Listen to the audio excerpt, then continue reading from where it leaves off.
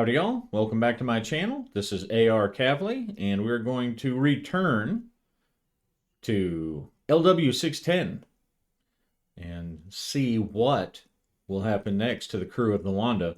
The captain has been taken out by a suddenly maniacally violent navigator, Luke. What's happened, nobody knows. Where we left off, Alicia and Benicio had just found the captain's body and were going to run and ran into the bridge to try to contact the team that's out exploring right now, trying to figure out the oil mystery.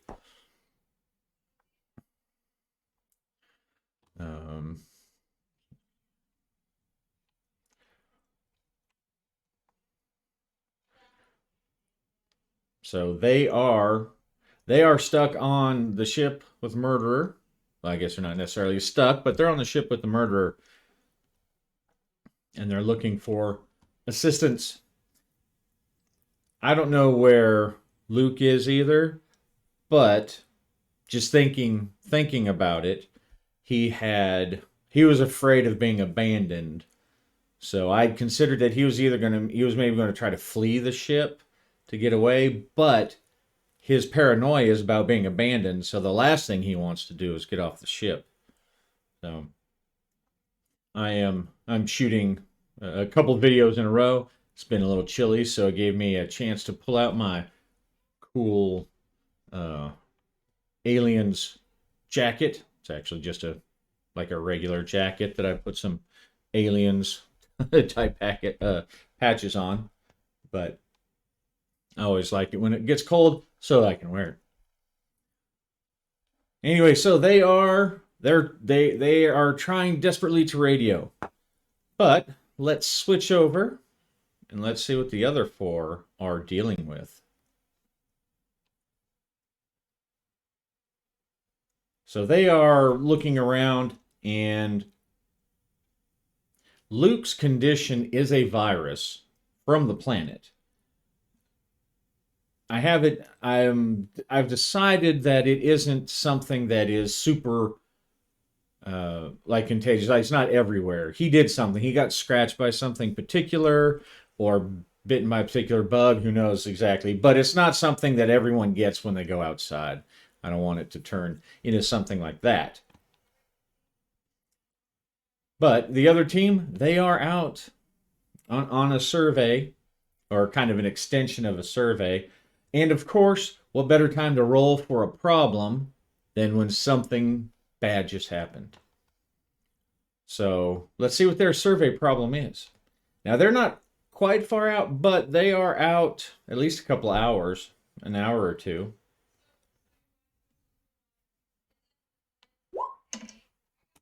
Five. Difficult 0G or hostile atmospheric conditions must be survived. Let's see. This may not be applicable. If so, ignore the roll. I'm not sure if it's applicable as far as like a vac suit roll, but we do know that at least some parts of this planet have severe winds.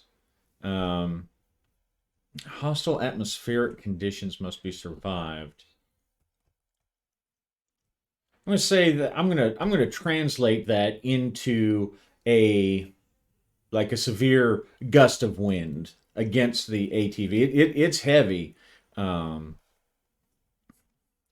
it of course is going to blow by at like the worst possible moment. See, one of these guys does so. Instead of a vac suit roll, I'm going to make it a driving roll. One of these guys has ground vehicle. Okay, there we go. He's got ground vehicle. Does Owen? I don't think he does, no. All right, so this storm, it blows up, and does it cover the ship as well? 4, 5, or 6, it will cover an area large enough that includes the Wanda. Okay, no, so it doesn't. So either it's very localized on the on the ATV survey crew, or they're at the edge of it. But one way or another, it doesn't reach out to the ship.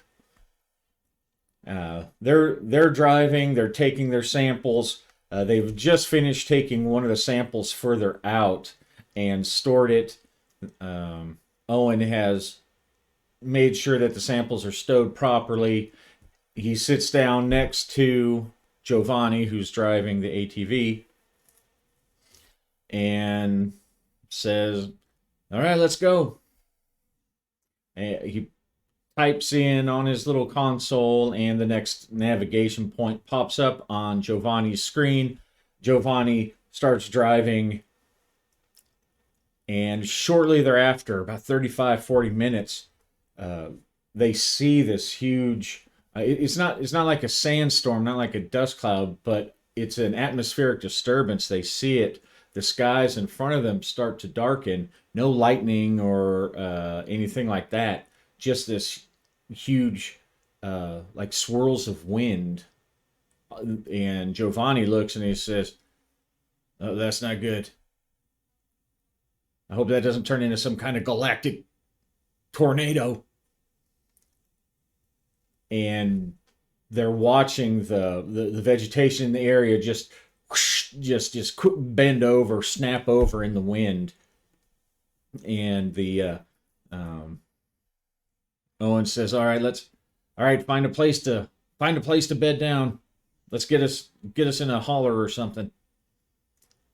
And so Giovanni is looking around for some place to get out of the wind, because even though the ATV is heavy, they don't know exactly how high the winds on this planet might get to, and maybe it will turn into some kind of giant tornado storm or something.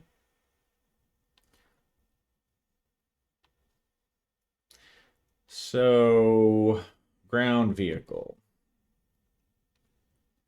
And because the ATV is pretty tough, I mean it's heavy, and it's designed for these hostile environments like this. I'm gonna go ahead and give him I'm gonna give him a +1 modifier. All right, 11. All right, very good. Um, So Giovanni gets as he starts looking out the window and starts trying to um, compare that to the various scans he's seeing of the environment, the terrain around him. He finds what looks like a good place, and he guides the ATV down there and kind of wedges it into this gully. And the gully is deep enough to cover from the wind. And in fact, the wind starts to buffet them just before he gets down in the gully. And you're like, holy smokes, that's some bad wind. All right. So as they buckle down, and the storm, they can hear it howling outside the windows. And I think this might be a good time for let's go for a reaction check. We'll see if anyone freaks out in the storm. Probably not, but well, Rosemary's there. All right, 1, 2, 3, 4.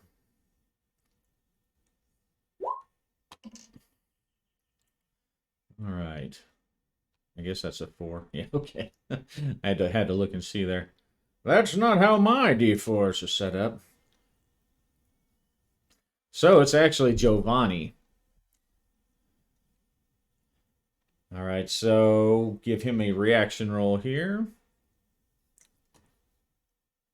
And I think because he has a leadership skill, I'm going to allow him to roll his leadership skill for his reaction roll.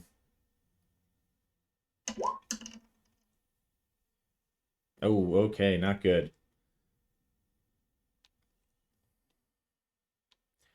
So he doesn't like it at all. He's gotten there. He's gotten in there safe, the vehicle safe, but uh, he turns very well. Let's look at the table. Let's see what he does.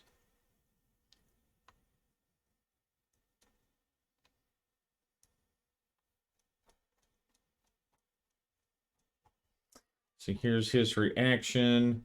We'll roll 1d6.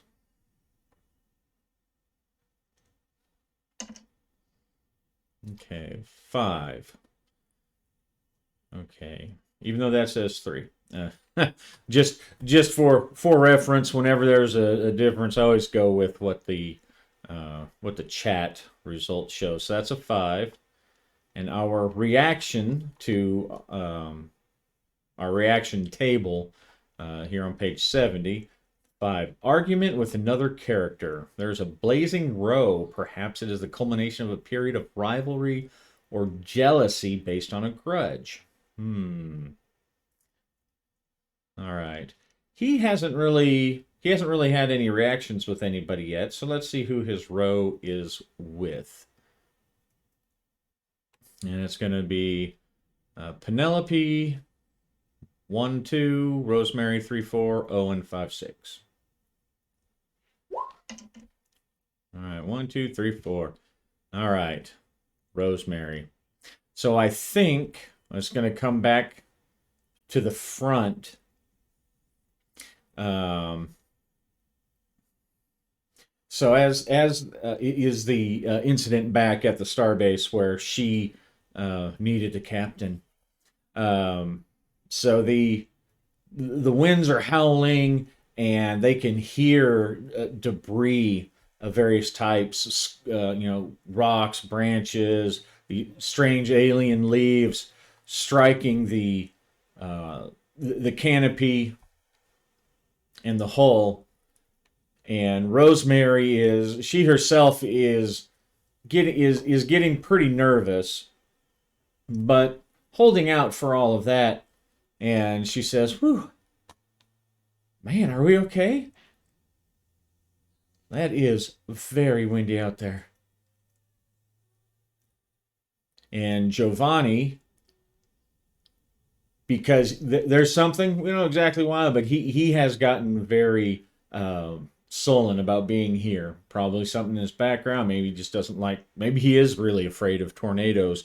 We don't know. But he says, well, don't worry, the captain's on the radio. If you we can reach the captain on the radio if you need a pep talk there, Rose.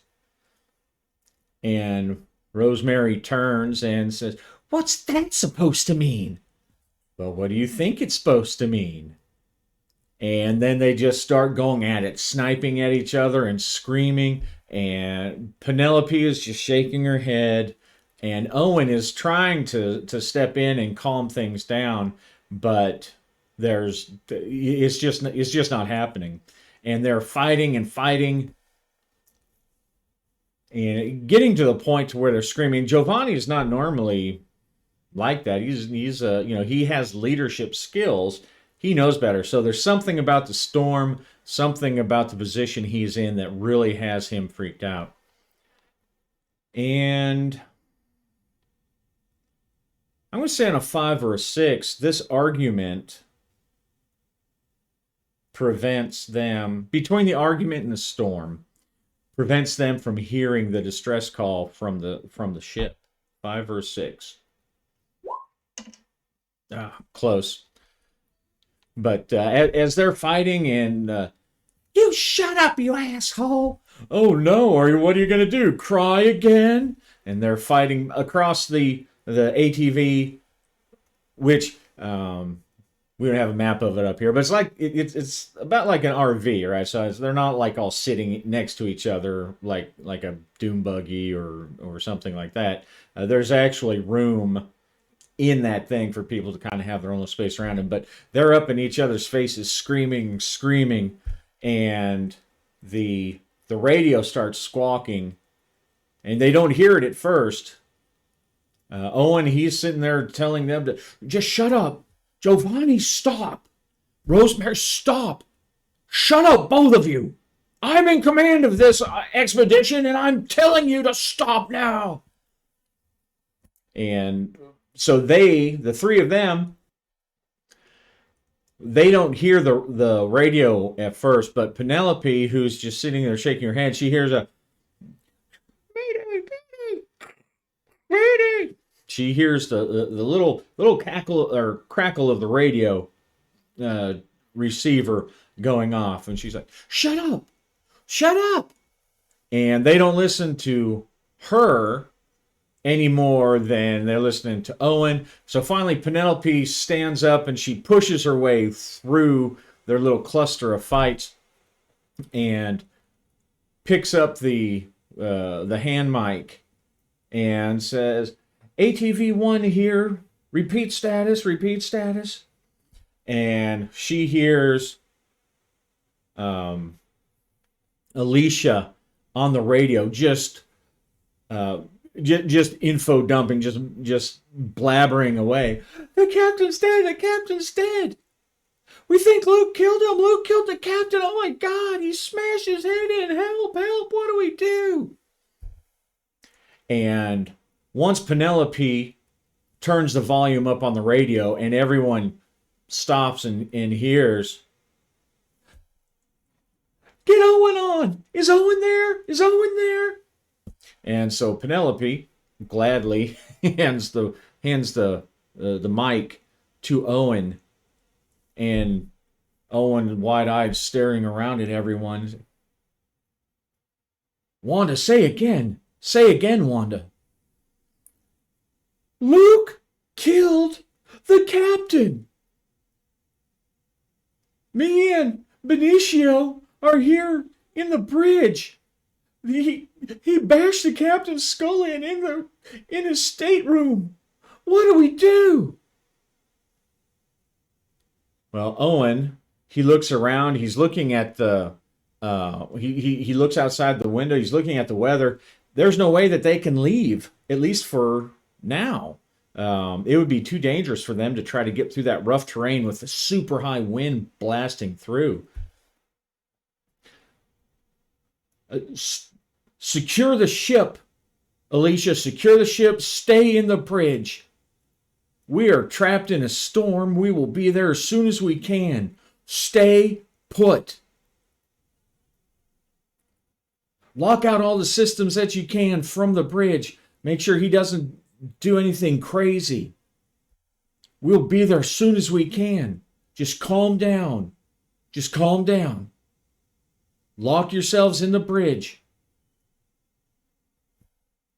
And so he doesn't really know what else to say. There's really nothing else to do. They're stuck. In fact, they are stuck for, we'll say this storm is going to last 1d6 hours. 4 hours. All right, so it's going to be a while. And Owen is, as he starts clicking through his science station, he's trying to get whatever kind of meteorological information he can, with as little as they know overall about the weather patterns and the atmosphere. The atmosphere contains different elements, right? So they don't even know what a storm really looks on there. Maybe there's some kind of gas or chemical that makes storms more reactive. You just don't know. But they know they ain't going anywhere until this storm blows over. Now, fortunately, it doesn't look from the roll previous. We'll say that the storm is not blowing towards the ship. It's not going to affect it at all. But they're stuck there. So as they are stuck there, tempers running high, and now panic setting in. They're stuck. Captain's dead. Let's see. What are they going to do?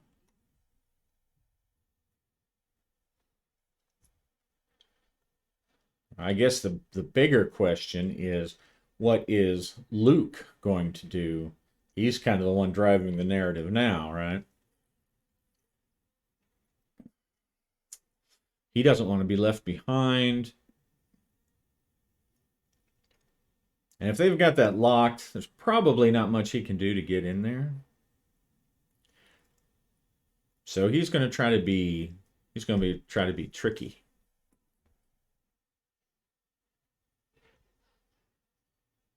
Yeah. Um,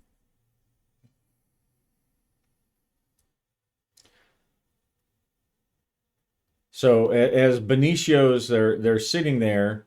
Um, they're trying to find where he's at. I'm not sure if a ship like this would have a bunch of internal cameras. Um,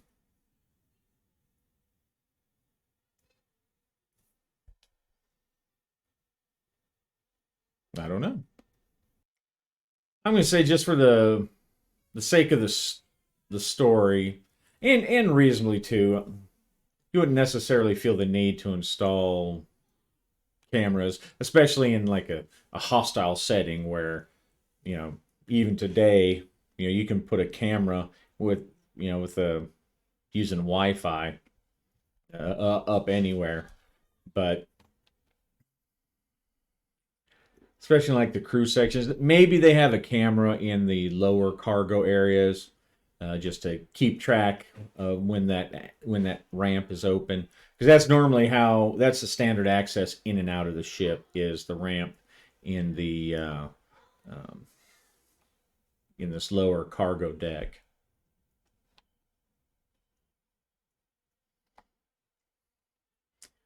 But as they are sitting there wondering what to do, um, Benicio is trying to see if he can find anything, just anything, looking for uh, comms that might help him find out whatever's anything. He has nothing else to do. They're afraid to open the door, and suddenly a light goes off where Alicia is sitting. She's like, "The forward airlock is opening." And that's this right here, by the way, which is in the lower crew section. This area of the deck right here is below this, just to give you a sense of where everything's at. This is that's the hatch and the floor and the ceiling that lead to the lower crew section.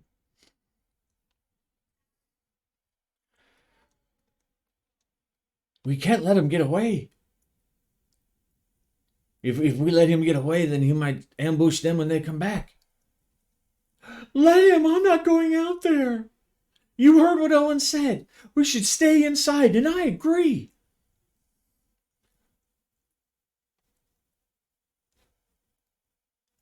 We know where he's at. We should go get him.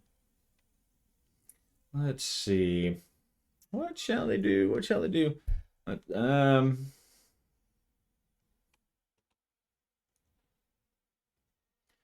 Come on, with the two of us, we can get him. He's probably outside already. Let's go. Let's see. I'm going to have Benicio. I'll have him roll a reaction test as he's trying to convince her to go with. Okay. Oh, somehow his social got turned to 0. That's not right. That's not right at all.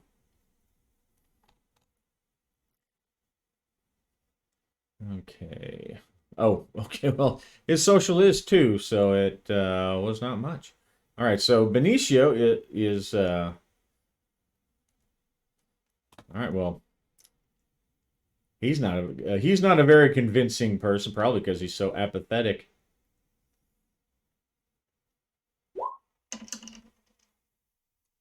Oh.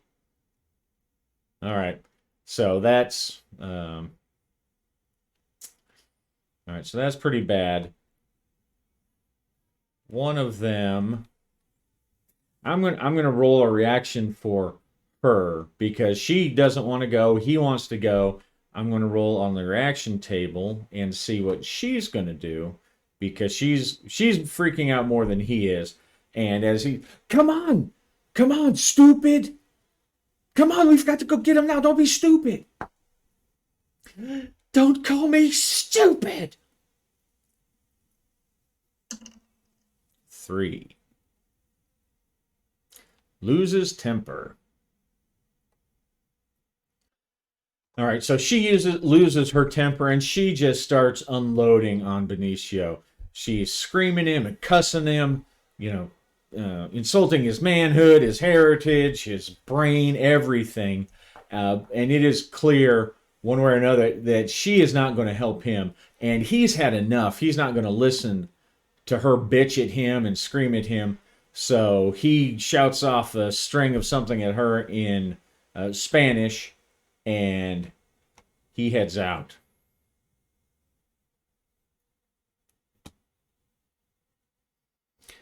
All right, so he is going to his plan as he steps outside. The second he steps outside, she immediately locks a hatch behind him, and he looks and he shouts through the door at her. Of course, she can't really hear him because it's a pressure door, it's a pressure hatch. But he goes slowly and carefully down the hatch into the lower crew section. And he sees, as he comes back out, he sees that the blood from the captain's murder scene does actually head down there, and he tries as best as he can to keep from touching any of the rungs that are covered with blood from Luke. So he knows Luke's down here somewhere, and he's very, very careful. He's getting nervous. He's getting scared. And now he's down there. He realizes he probably should have armed himself somehow. Let's see. What do we have down here? 13 is, well, there's the laundry. So the laundry is directly across. Everything else is the 5s. Those are all quarters, crew quarters. And 12, those are gear lockers. So he's hoping maybe he can get to a gear locker, especially if he's gone outside. He peers around.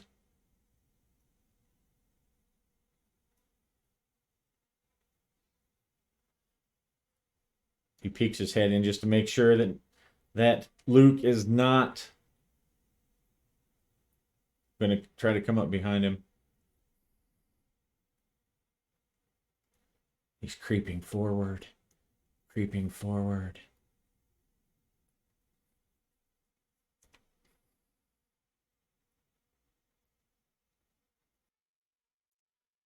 All right, he's at the door that leads to the gear lockers and to the airlock. Now, from what they saw on the console before, the airlock had been opened, and the only way that would really happen is if that guy went outside.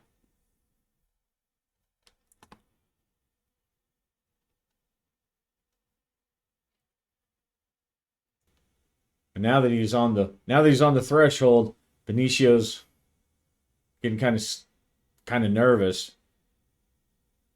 He thinks about the sparks. He thinks about what happened when what he saw the captain. He doesn't know exactly what happened, but something crazy happened. Let's see. And he doesn't have anything. 4, 5, or 6. He's gonna back off. He's gonna back off. Nope. All right. So he's fired up. One out of fear, and one out of he's still angry with her. So part of him, he's thinking, well, I'm going to show her. And he opens He touches the door uh, carefully and slides the door open, and he peeks around. He doesn't see anything. Let's see, has Luke set a trap? I kind of have an idea of the type of trap that Luke has set. Um, but let's go ahead. I'm going to roll on the inspiration tables. Uh, just add a little bit of randomness to it. And if it doesn't make sense, I'll go with my plan, what I kind of have in mind, because that does kind of make sense. Well, to me it does. Anyway. All right, 3, 4. This is what Luke is doing. 3, 4. Countdown. Ooh. And, or, well, it could be on the, if he's gone outside. Let's see. So countdown or dormant? No, I think countdown. And action.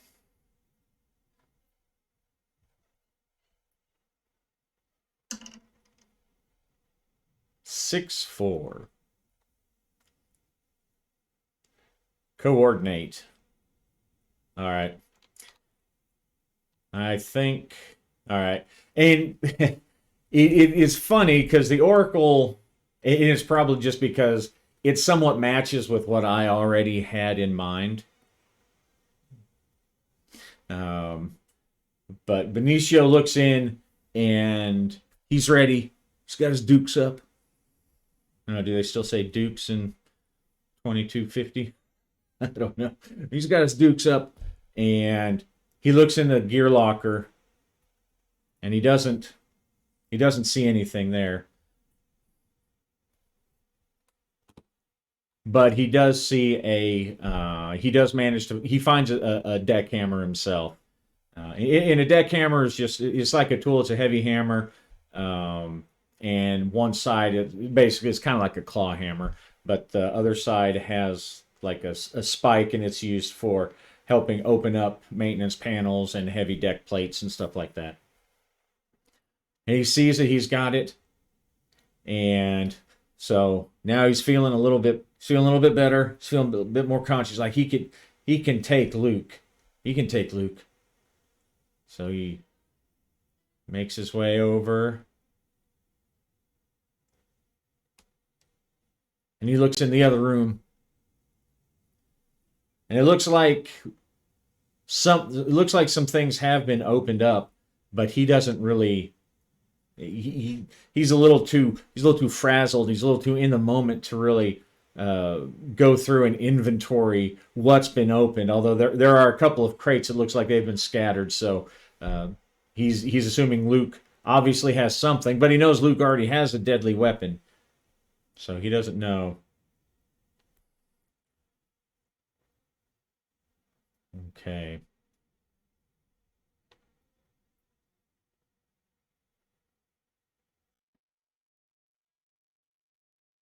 As he's looking, he starts to investigate the inner hatch of the airlock, and from the indications, it looks like the outer hatch is locked too, so secure.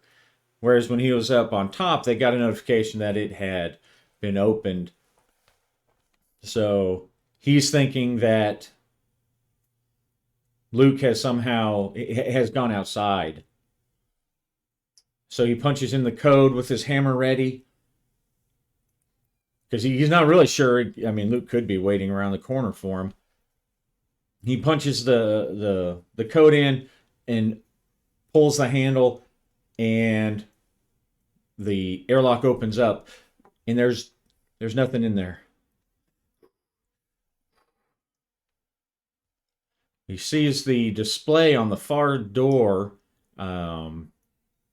is set. There's a message there. He walks in to investigate, to make sure that it's locked. And as soon as he does, he walks up, and a message pops up that says test mode activated.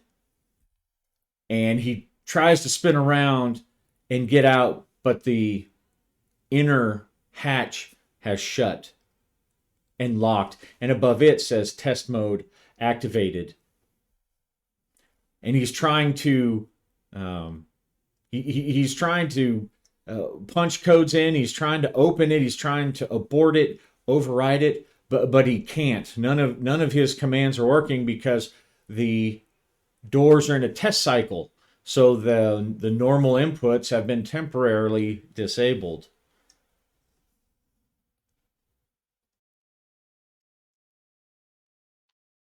And he's sitting there, and he hits the intercom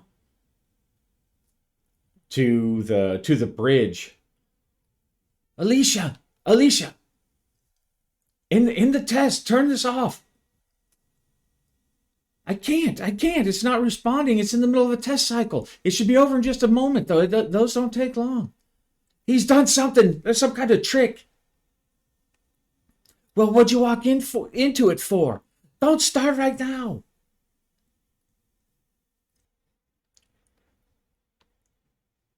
Just don't worry about it. Just wait. Just wait. Wherever he's at, he's obviously not in the airlock. Oh, all right. Damn. And so he's sitting there. He's waiting for the test cycle. The outer door, it locks and unlocks, and all the mechanics, all the reset. The lights all light up. Make sure all the LEDs work. Inner door does the same thing. And as he's sitting there, he's just waiting because there's no like hidden passages or air ducts or anything like that in the airlock. So he's just sitting. He's assuming that he's gone. That Luke has gone outside, and he's right. The interlock, the inner door, goes from test mode to operation disabled. What? And then the outdoor opens up. It slowly goes whoosh, and starts to open. Benicio, he turns, and he's expecting an attack now. He's expecting some kind of trick or trap. And then he realizes he doesn't have an air mask on. And he starts coughing and hacking from the toxic atmosphere. He didn't think about it. And he's hacking, he's hitting the button, and he's like, open the inner airlock, open the inner airlock. And as someone who's gone through one of those little CS gas tests in boot camp, it's very hard to talk when you have that kind of stuff filling up your face and your lungs. Open.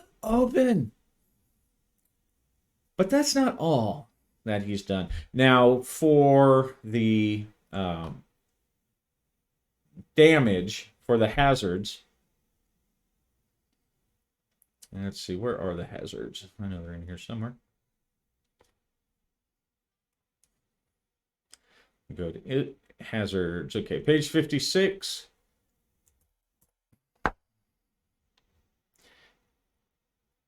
Now, ours was tainted, die 6 damage per minute or hour. I'm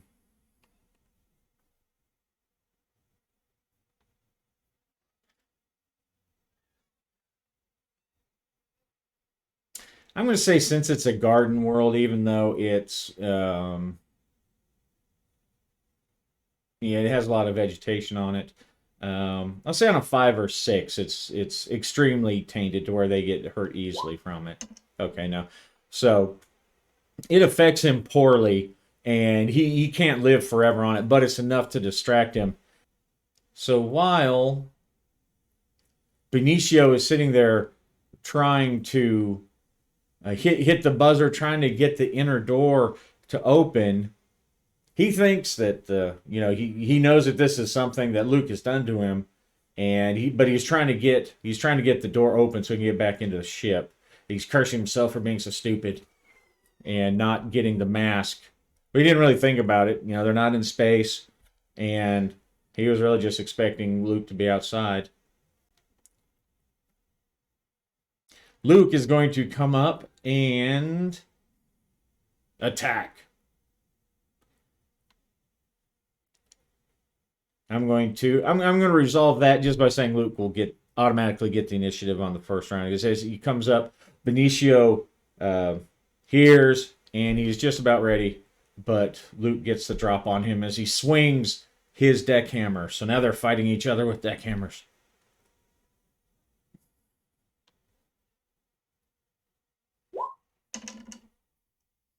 Eight. All right, just enough. So he manages to land a blow as Benicio is turning and trying to react, staring wide-eyed and coughing. The hammer blows fall. All right, so Benicio is he's strong and he has some pretty good stats, but his endurance isn't. So Luke is going to do his worst. Die 6 plus 3. Oh, all right. Almost max again. Benicio is not able to defend or get out of the way as the first hammer blow comes down, and much like the captain, gets him right on the forehead. Blood starts pouring down his face. And so he goes down to 0 endurance, and then he loses 3 from his dexterity. All right, so he is wounded.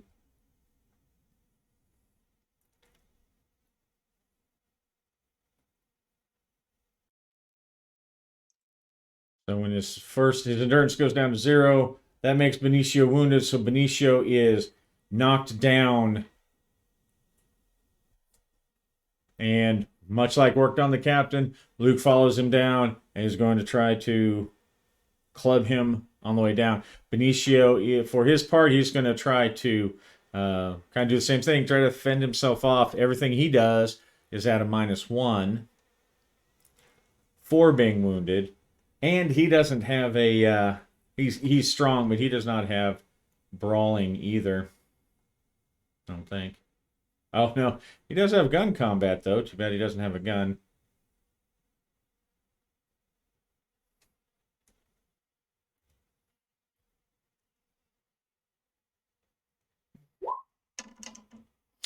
Okay, so Benicio is not able to try to fend or grab or do anything being knocked down. I think probably technically knocked down equals no actions that round, but as Luke has jumped on him and is pounding on him, even stunned, I give him a little chance there. All right, and Luke falls down on him again. Well, he already fell down on him, but he's fallen down. He's grabbing, and he's trying to get control. They're trying to grab for each other's wrists to keep each other from being able to swing the hammers.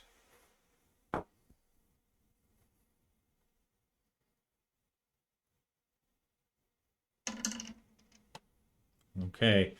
So he does manage to, he breaks free just long enough to get his hammer down again on Benicio. So die 3, or die 6 plus 3.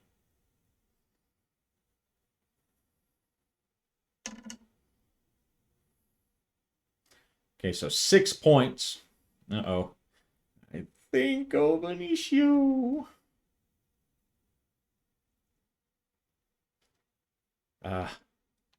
6 points. Die 6 plus 3. That's just enough to bring Benicio down to 2 stats at 0. That makes him incapacitated. And he's out for 8 minutes.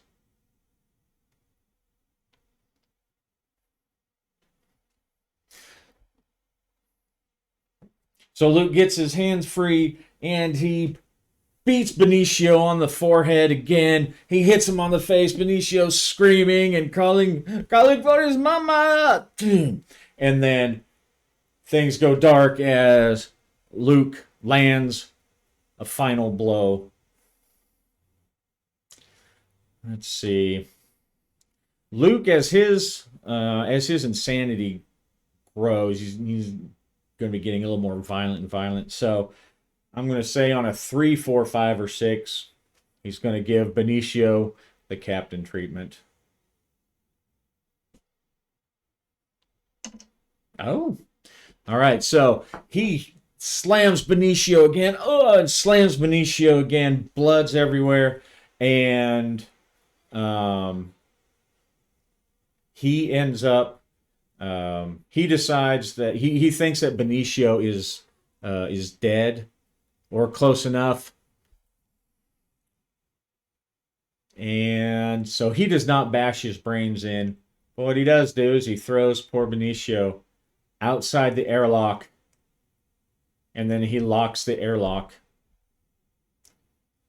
And then lets himself back in using whatever maintenance code he had put in there. Whatever he did to set up that little, because the inspiration was coordinate and countdown. So I had kind of had an idea that the trap would involve getting that guy stuck in the airlock somehow, and what I rolled matched that perfectly. So he coordinated the two locks, the maintenance mode on the hatches, and managed to get him taken care of.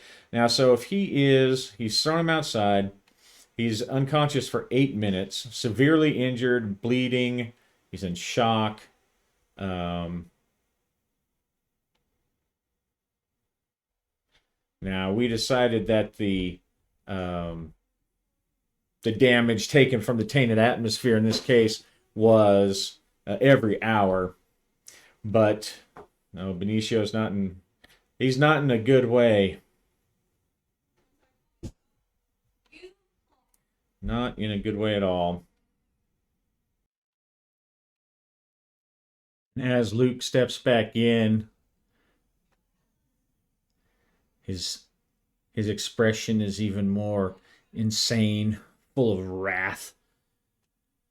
His blood, the blood of 2 of his crew members now drip from the hammer in his hand. And he walks over to the intercom and he clicks it and just lets it sit open. Benicio? Benicio, is that you?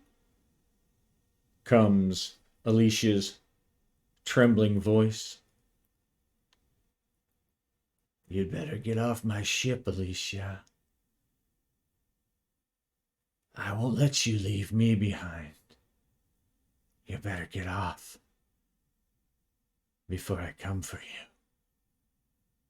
And then he clicks it off, and Alicia starts crying, starts screaming. She picks up the radio. He's killed Benicio! He's killed Benicio! Oh my God, I need help! What do I do? And let's give Alicia, we'll give her a roll, see what she does.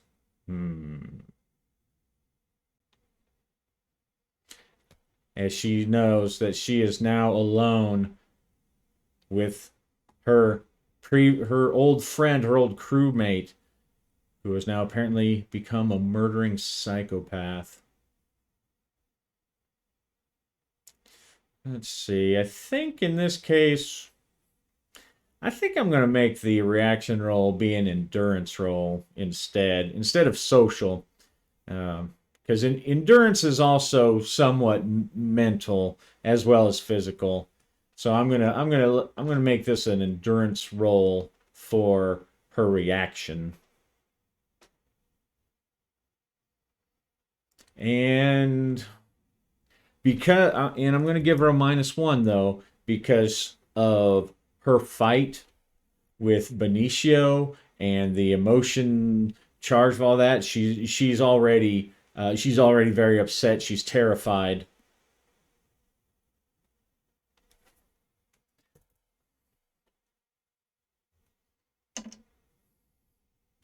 Uh-oh. All right. So she does not make it. As soon as she hears Luke's voice and he clicks off and he's, Luke, Luke, don't do this. And she gets no reply. And she doesn't know what to do. There's nothing coming back from the radio because she's still holding down the push to talk button. We're gonna go over to our reaction table again. And we're going to see what she does. She's failed her reaction roll, so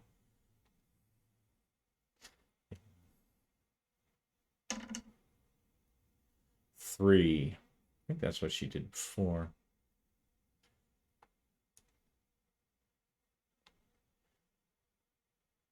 Yeah, okay. So she loses her temper again, and this time she opens up the intercom and she just starts screaming in this panicked voice at Luke, uh, just berating him, and she can hear the terror and fear in her own voice. So she's devolved into this screaming, "Get off the ship, you murdering son of a bitch! If you come this way, I'll kill you! You get off the ship right now, Luke!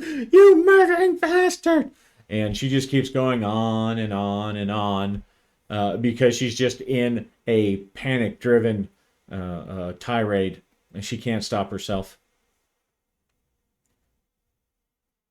And as she's doing that, the ATV is trying to respond, but she can't hear it because now she's screaming over the intercom. And as Owen looks around and he's keying the mic, Alicia, come in, Alicia, come in. Wanda, anyone aboard Wanda, come in. And now he's not getting anything. We've got to go. You heard what he said? She said that Luke killed a Benicio too. That means she's there alone. We need to go right now. And Giovanni, he looks up and says, "We can't drive in this. Look at it out there. We'll be destroyed before we even get out of here. Go now."